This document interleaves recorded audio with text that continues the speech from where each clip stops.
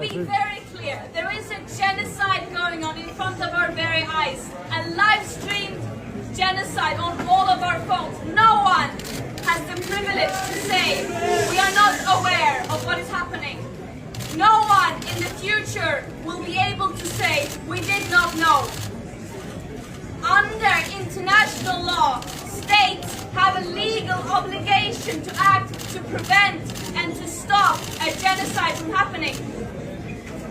That means ending complicity, applying real pressure, and ending arms transfers. We are not seeing that. We are not even seeing the bare minimum from our governments. Our international systems are betraying Palestinians. They are not even able to prevent the worst war crimes from happening. And I will never, ever comprehend how humans can be so evil that you would deliberately starve millions of people living trapped under an illegal siege as a continuation of decades and decades of suffocating oppression, apartheid, occupation. What we aim to do with the Global Sumud Flotilla was to step up when our governments fail to do their legal obligation. Our governments are talking about ensuring human rights and the importance of getting humanitarian aid into Gaza while failing to do their part and while failing to even the bare minimum ensuring safety for this mission. This mission should not have to exist. And it is a shame that the Global Sumud Flotilla was the biggest ever attempt to break Israel's illegal and inhumane siege by sea. And it is a story of global, international solidarity, of people stepping up when our governments fail to do so, of people saying that my leaders, so-called leaders who are supposed to represent me, who continue to fuel a genocide, death and destruction, they do not represent me. And this is a last resort. That this mission has to exist is a shame. It is a shame.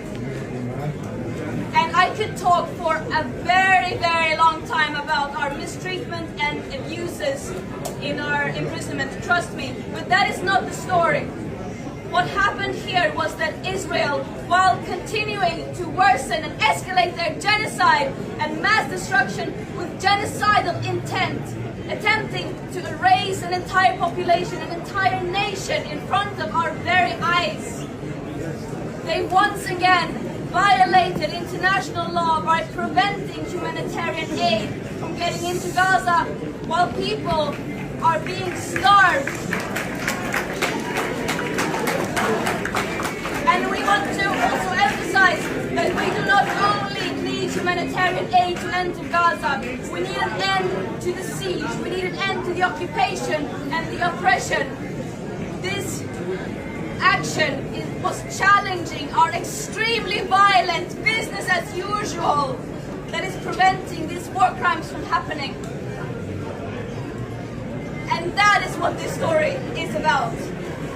We cannot take our eyes away from Gaza, from all the places of the world that are suffering, living on the forefronts of this business as usual systems. Congo, Sudan, Afghanistan, Gaza, and many, many more. What we are doing is the bare minimum. This genocide and other genocides are being enabled and fueled by our own governments, our institutions, our media, and companies. It is our responsibility to end activism. You're heroes! Thank you! Thank you! No, not heroes. You are! Thank you! No, we are doing the bare minimum. What we are doing is not in any way. No one has to come to the rescue of Palestinian people. What we are doing is hearing and acting upon their calls for people